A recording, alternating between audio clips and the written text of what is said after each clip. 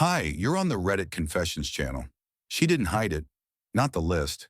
Not the smirk when I asked if we were okay. Not the way she rolled her eyes when I suggested dinner, like I was pitching a used car. It wasn't dramatic. It was worse. It was casual. I saw the document when I used her laptop to find an old warranty. It was right there in her drive, sitting between Paris flights and meal plan detox to your place. All caps. And there it was. Line 1. Harvey, draining ordinary, too safe, find better, not a breakup letter, not a cry for help, a bullet point. I didn't close the file. I read every line. Furniture, shoes, therapist, me. I wasn't even angry. I was embarrassed because I knew something was off. The delayed replies, the fake smiles, the two phones, and I let it happen because I thought love was about holding on. She didn't even care if I saw it. Maybe she wanted me to. Maybe this was her way of skipping the guilt. Later that night, she sat across from me at dinner, talked about new curtains, about maybe switching to oat milk. I nodded, pretending I hadn't seen the list, pretending I wasn't already picturing her face when she'd come home and find the bedroom half empty, my keys on the counter, and the walls echoing. But I didn't do that. Instead, I left her something, a note, short, just 3 words. Be careful wishing. She found it the next morning. She read it, turned around slowly, and when she saw what I'd done, what I'd taken with me, she didn't speak. She just stood there frozen. The thing about being labeled replaceable is it flips a switch you didn't even know existed. I didn't scream. I didn't confront. I simply started editing my existence quietly, strategically, the same way she had prepped to replace me, efficient and emotionless. While Kaylin chatted with her gym crush in the evenings, I researched furnished short-term rentals. While she binge-watched reality shows, I shifted our joint savings into a new private account, justified as a crypto experiment, which she couldn't care less about.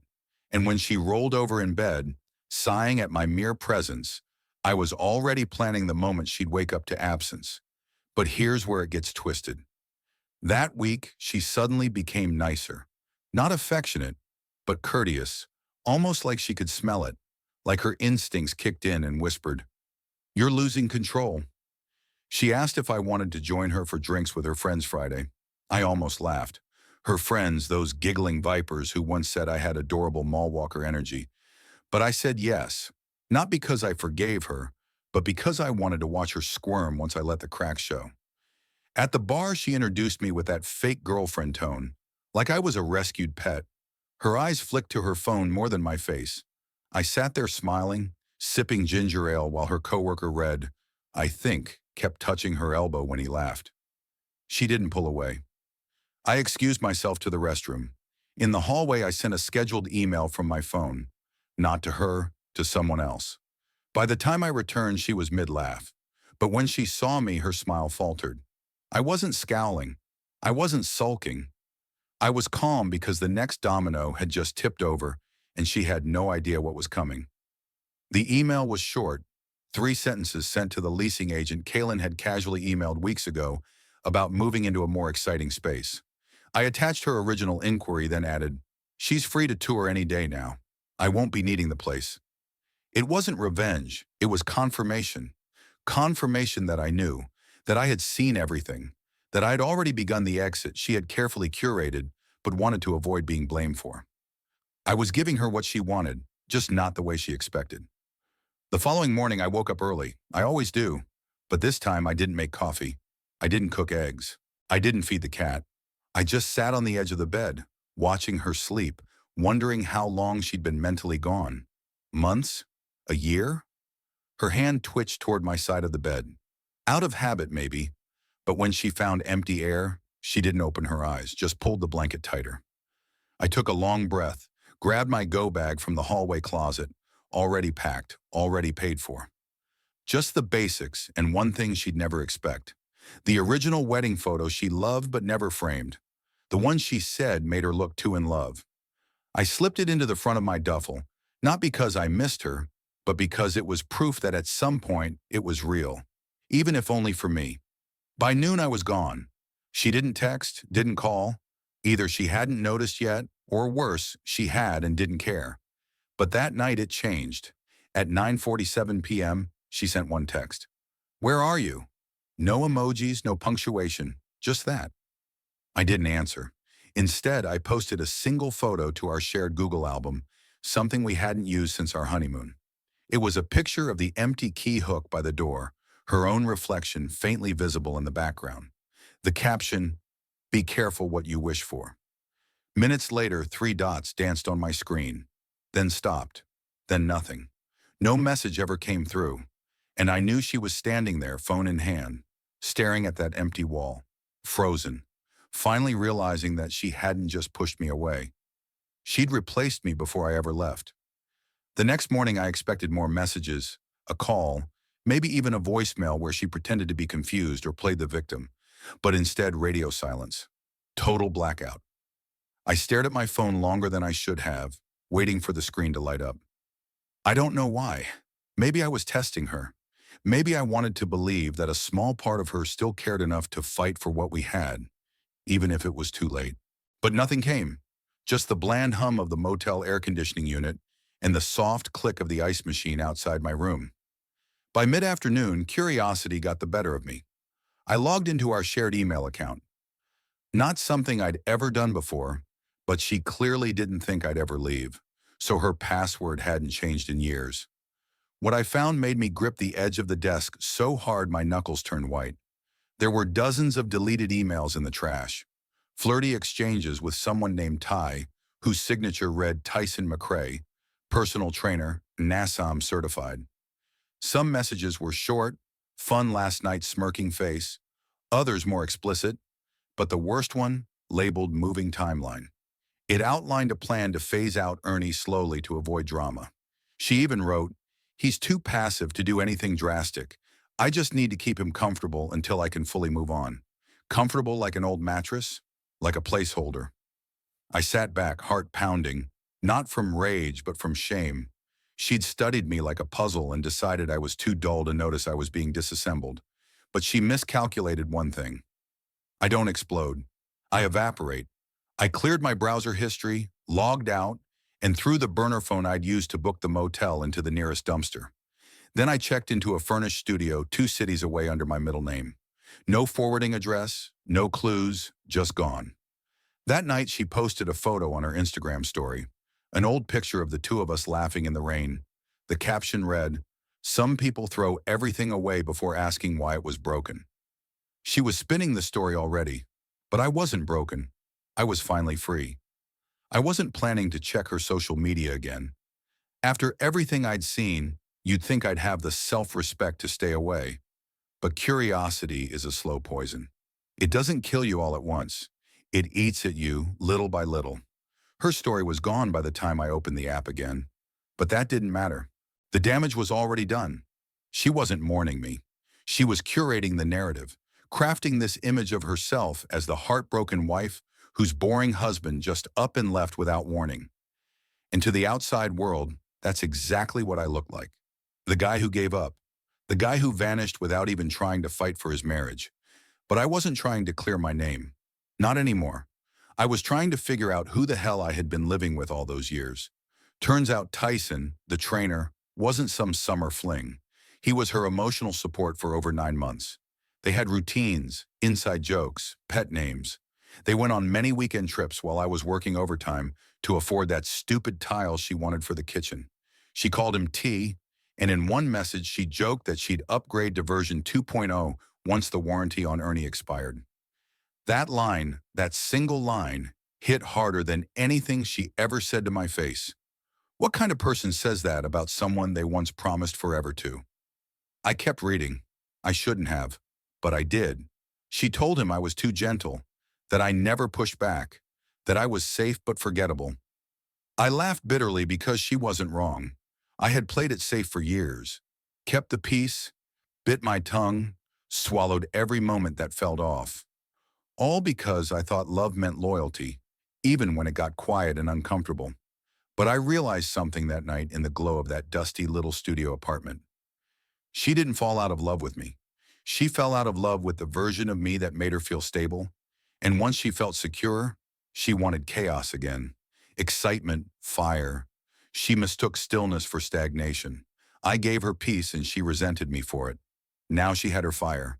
She had her trainer. She had the spotlight. And me, I had the matchbook. A week passed, then another. I didn't hear from her again. Not a call, not a message. It was as if Kaylin had deleted me with the same ease. She deleted my name from her life plan. And maybe that should have hurt more. But what I felt instead was a strange, bitter freedom. I no longer woke up bracing myself for her indifference. I no longer rehearsed conversations in my head that she wouldn't even bother to engage in. For the first time in years, my silence wasn't ignored. It was mine. Mine to hold, mine to shape, mine to fill with anything but her. I got a new phone number, new bank account, new mailing address, all under a different name. I didn't need to vanish completely. I just needed to vanish from her version of me because the man she had discarded, the safe, uninspiring, forgettable husband, that man had stopped existing the moment I read her list. But here's the twist no one saw coming. Her spiral didn't take long. Late one evening, I got an email from an address I didn't recognize. Subject line, I didn't mean all of it. It was Kaylin. Of course it was. The message was long, rambling, and filled with contradictions. She wasn't apologizing. She was panicking. She wrote about how Tyson wasn't deep, how he didn't listen, how he rolled his eyes when she brought up her dreams, her anxieties, her ideas. She said, he makes me feel exciting but not seen. And I had to sit back for a moment and let that sink in because I saw her too much. In fact, I saw every version of her, even the ones she didn't like. And now she was discovering that being adored for your surface isn't the same as being loved for your soul. I kept reading, even though I knew I shouldn't. Near the end, she wrote, you weren't perfect, but you were real. I never thought you'd actually leave. There it was, the confession behind the betrayal. She didn't think I had it in me. She thought I'd stay no matter how many pieces of me she chipped away. She thought I was furniture, but I was firewood, and now she was feeling the cold. I didn't reply, not to her email, not to the second one either. The third one started with, please just tell me where you are. I didn't answer that one either. What would I say? That I was healing, that her words came too late, that I'd spent years making excuses for the way she looked through me, like I was drywall and not a man with dreams, fears, and a heart she once promised to protect.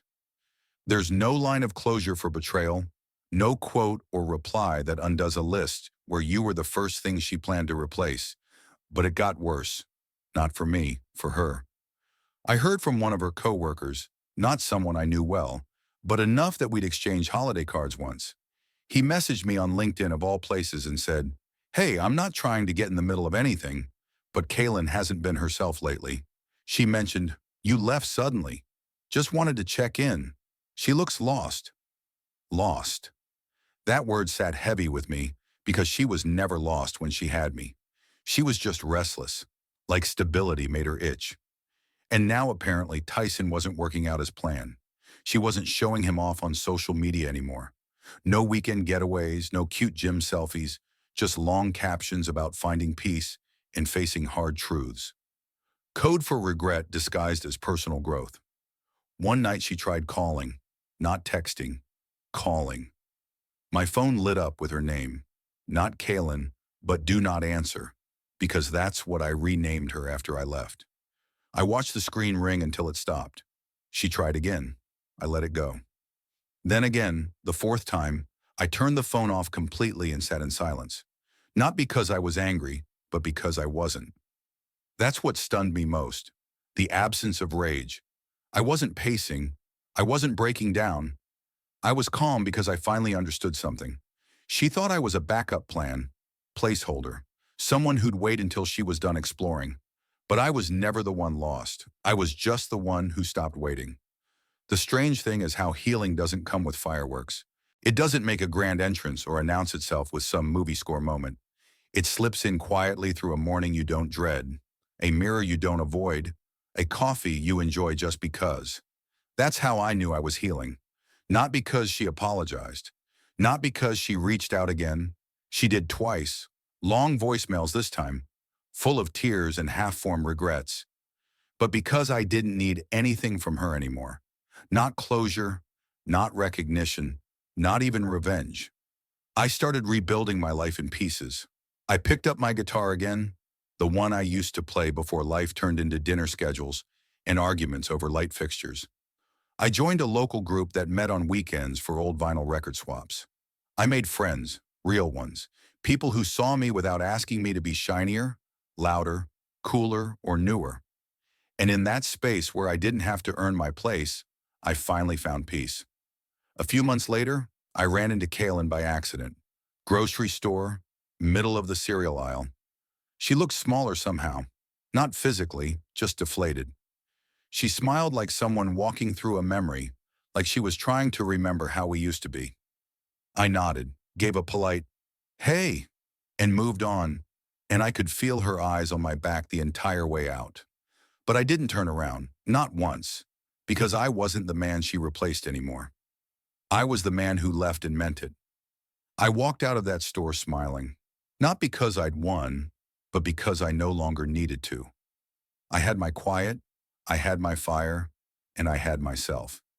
She made a list. I was first on it, but I wrote my own ending, and she wasn't in it. What moment from this story hit you the hardest?